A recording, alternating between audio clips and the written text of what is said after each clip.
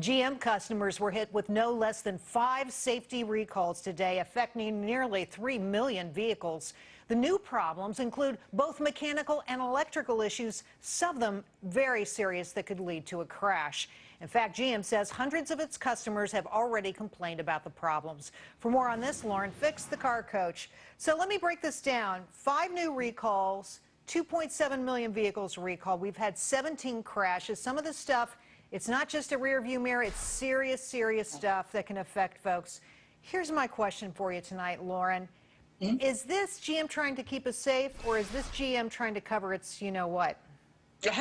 Well, you know, that can be looked at two different perspectives. I think if you own one of these cars, you might be angry, and you probably have every right to be angry that it's taken this long for this to happen.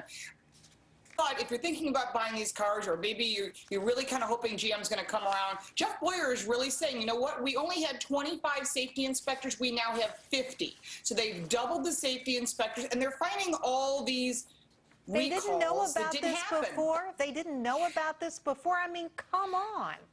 I'm outraged, and I don't even own a GM car, okay? All right, I don't own a GM car either, but that doesn't mean anything. I think that every manufacturer's had recalls, so we can't just blame it 100% on GM. I will tell you this, that the fact is a lot of these have been sitting around from 09, 2011, and every time NHTSA comes up with a recall because they have a data blip, they contact GM, and this is the old GM before Mary Barra, because she can't be blamed for all of these problems. That's ridiculous. All right, okay, but you know, Mary spent her entire career at the company and was also a safety engineer as well. Look, it's true that the government demands a lot and that recalls are common, but GM now has 10 million recalls, 10 million cars recalled, and it's May, okay? It's May. For 2014, 10 million recalls, it's only May. This is a performance that I don't know that we've ever seen before. Have we ever seen that many cars recalled in a space of 5 months? Actually, probably not. If you look at the total numbers, Toyota has more recalls than GM, especially once they had that unintended acceleration case, which many of us covered in depth. But this is big on GM. I mean, right now it has not affected their sales. They have huge sales in China. We don't know exactly how it's going to affect the full year sales here for the U.S. marketplace. But I'll tell you what, people that are considering buying a car and they have a choice of a GM car or another brand, whatever brand that might be, it might cause them to purchase that other brand. It could also cause those people that have that brand to never go back to GM cars. And that's really a shame. They do have some great product out now, but if you've got a car that is even a Corvette, which is such a shock, you got a brake problem, an electrical problem, a wiper problem, these are serious problems. This isn't just something like, oh, a doorknob. Let's break it down and show the cars that are being recalled today.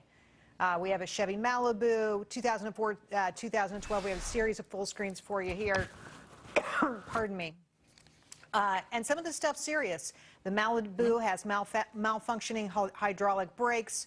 The Silverado, the Sierra, a tie rod defect, which I understand has to do with steering, cruise control issues with some of these makes and models. Take a look at these. And let me tell the folks at home, if you own one of these cars, please get in touch with your dealership. Get this fixed.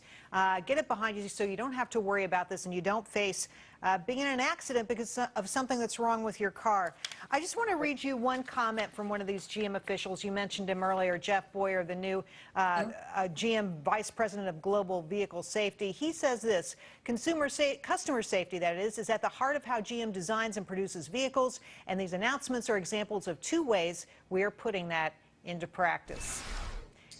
Well, I think that they waited way too long, but part of that was they didn't have enough safety inspectors. I think that the bankruptcy could not support having all of these fines from the federal government, all these additional expenses. It's on the dealers to do repairs, and then they bill the corporate manufacturer of General Motors and they get their money back. But if they didn't have the money because they were in bankruptcy, that is a serious problem that definitely, you know, as a consumer, I'd be very concerned. And again, not just if you own the car, if you've got a friend, a family member, an acquaintance, and you see someone with one of these cars, tell them, if you have this car, go to the dealer now. If you're one of the tie rod customer problems, they're telling you to call the dealer and they will flatbed it to the dealership and get it repaired, which I have to say is being very proactive on GM's part. But if I had one of these cars, I'd have some reservations. I'd be very concerned about what else, what now, what next. And there's a lot more on the plate that I know of behind the scenes from people that have told me that they've got these problems. They keep contacting NHTSA. They've reported these problems, and many of them have still don't have recalls yet to this day that are that aren't even on this list. Well, let me tell you, flatbedding the tie rod is nice, but being really proactive would be not having the problem in the first place.